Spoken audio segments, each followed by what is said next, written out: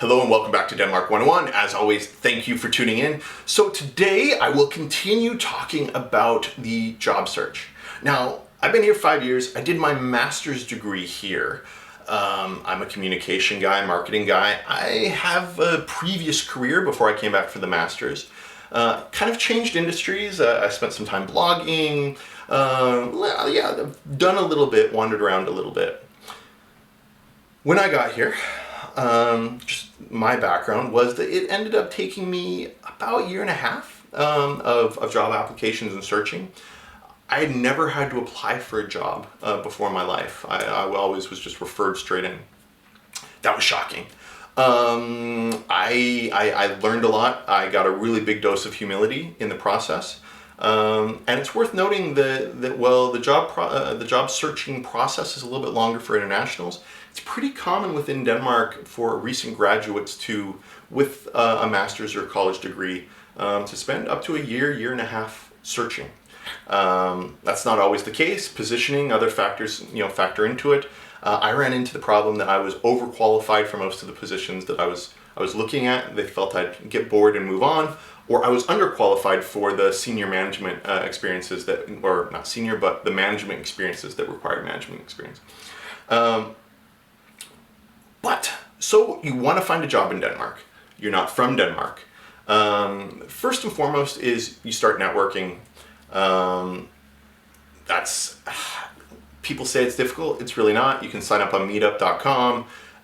You can do Instagram walks. You can socialize. You're going to meet Danes there. You're going to meet, expats that are employed, and you just talk to people, not in an annoying sort of way, because let's face it, if you're being obnoxious or people can't trust the fact that you're going to be confident or reliable, then they're not going to refer you.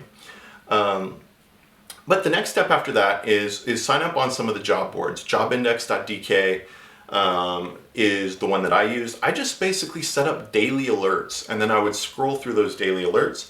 Now for me, I was looking at the ones that were posted in English. I used to apply for a lot of the job applications that were also in Danish because I was qualified for these positions.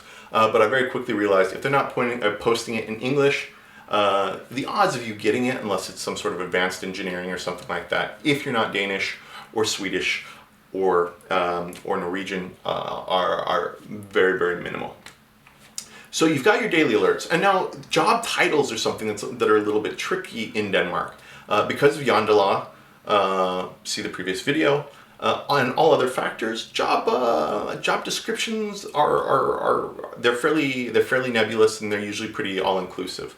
I have a good friend who is Danish, and he's a fantastic engineer, electrical engineer, and does everything from power plants to dams. And when I first got here, he told me he was an electrician, right? So you have to be very kind of cogent of that and very aware of that, and just read the descriptions, read the definitions. Now, the next thing, of course, get your resume, get your cover letter right, get your approach right. Don't be too abrasive or invasive. The next one where a lot of people mess up is you get the job posting. There's a really cool job ad. It's available for a month. The deadline is on the 26th of the month. The job was posted on the 1st. And most people, myself included, for a lot of jobs, will apply on the 24th, 5th, or 26th. Now, in theory, that job posting is open, or technically that job posting is open until the 26th. The reality is they're probably starting to interview people almost immediately. As soon as you see that job ad, you apply within 1 to 2 days. If you're within 5 days of the end period, you can basically just throw that, throw that application out. Like you're essentially wasting your time. So boom, suck it up, dive in, shoot the application in as soon as is physically possible. Now, I've landed in a great position, great company. I got it off of one of these job boards. I actually used for this one a little bit of a creative resume / cover letter hybrid, which was actually a PowerPoint that went through some of the different things I do. But I'm in marketing, communication, so that made a lot of sense. Don't be afraid to get creative. Just remember to keep it creative in a way that they can digest it and access it easily. You don't want to bombard them with too much information. Now, The other thing is to keep in mind that you have the big 5 or big 6 Danish companies. You've got Maersk, Novo Nordisk, Novozymes, Carlsberg, Lego, and all right. So there's a few more in addition to those. And that's where most internationals look. But there are a lot of small Danish companies, mid-sized Danish companies, that are fantastic and have incredible opportunities. And those are companies, perhaps in industries that you're not even thinking to look at or you don't know about. And if you're just doing a Google search, you're probably not going to find them either because they blend in, they're behind the radar or under the radar, or their websites and things like that are completely in Danish. The company I work for example, we're a 700-person operation, Danish company, super cool, startup vibe, but there's only 25 of us here in Copenhagen. We do everything in English. Being a native English speaker that doesn't speak Danish isn't an issue. But I never would have found them when I was doing my initial search if I hadn't just been looking and watching those boards religiously. Now, getting the interview, that's step 1, right? So you're sending in the application, you're going through that process. For that, you need to have the right resume. Then you need to make sure that you do a good job in the interview. And doing a good job in the interview is really conveying who you are, your personality, your presence, your persona. View the previous video about ties and how that conveys or translates into the behavioral component. But also it's very important that you keep in mind not oversharing with irrelevant information. And as an international, it's very, very, very difficult. Even as a Dane, I know a lot of Danes struggling with the same thing, but what information to share? How do you talk about yourself and share pertinent information about how you operate, how you think, and what you do without oversharing? Because for me, I want to share my passions and the things I'm creative and focus in on that because I feel the technical stuff is already on my resume. But then is this going to be a distraction? And ultimately I ended up sending in over 140 applications. I interviewed with 17 different companies. I went to the final round 4 times, and I got a lot of feedback from a lot of these companies who came back to me and they were like, Alex, we really, really like you, but we feel that you are too creative and you're going to get bored in the role that we have available. Some of those roles, that probably was true.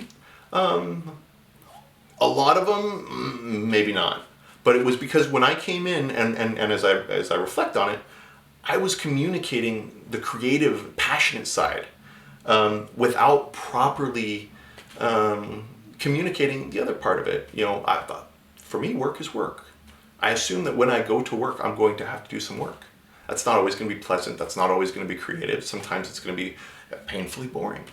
I was just inherent in it, kind of assumed, right? But that wasn't something that I was properly communicating, properly addressing when I was interviewing.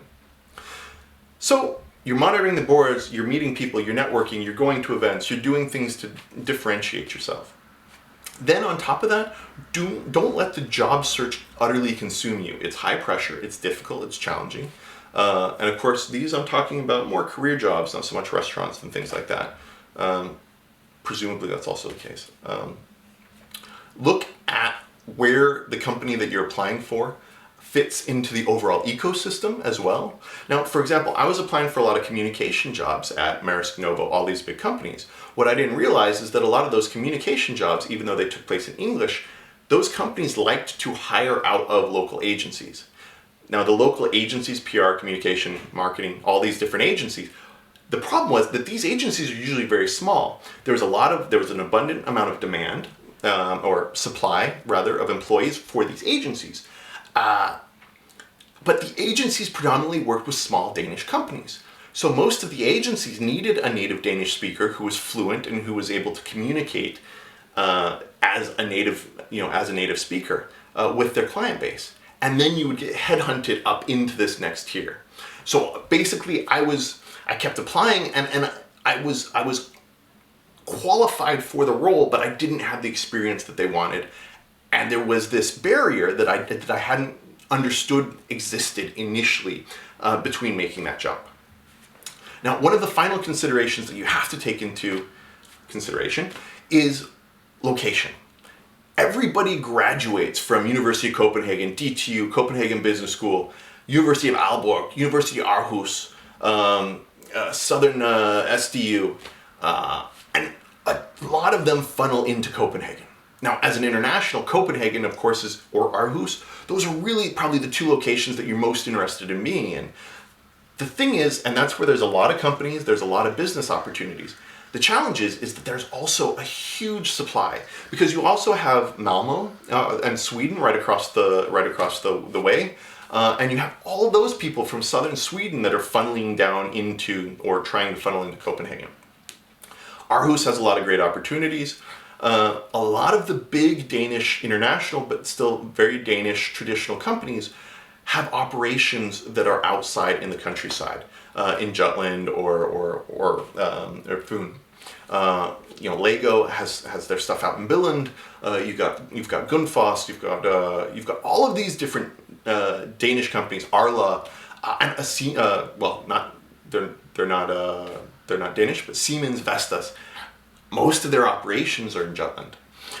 So depending on how desperate you are for work, how flexible you are, what you like, how you'll fit in, how you'll internationalize, be flexible on where you're looking, and understand very clearly where you will go and where you won't go.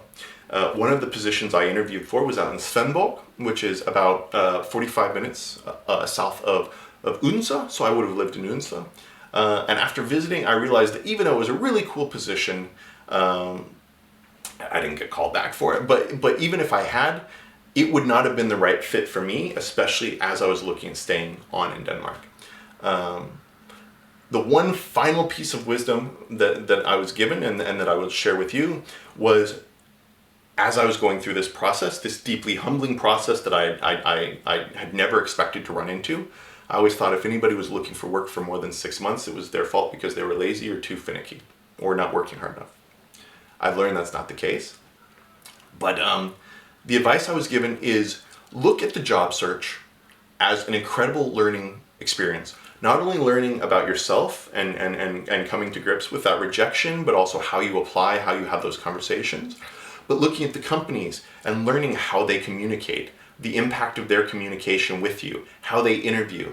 Because eventually down the road, when you're looking at hiring somebody, or when you're looking at doing some sort of brand representation, or maybe you're going to do your own company, it's going to be very, very useful information to understand that process, to know it, and to have been sitting on the other side of the desk. Remember, it doesn't reflect on you if you don't get the position. It really does come down to changing your strategy and then finding the right fit. For me, one of the other things that I've also found is that the Danish bosses that I've worked for 3 Danish bosses now, they had a slightly more, if I can say this, American mentality, in that they were globally minded. They communicated, they operated in a way that had perhaps a little bit more of an American flair than a very traditional Danish approach, but while all still being very, very Danish. So it's been a very great experience, and I absolutely love working in Denmark. I love the workplace culture, so that's all spectacular. Anyway, good luck. It is a challenge, Danish, foreign, you name it, but you can do it. I know, believe me, you can do it. Tips, advice, things like that. You know the spiel. Drop it in a comment. Give the video a like, thumbs up, whatever it may be. Please subscribe, and thank you for tuning in.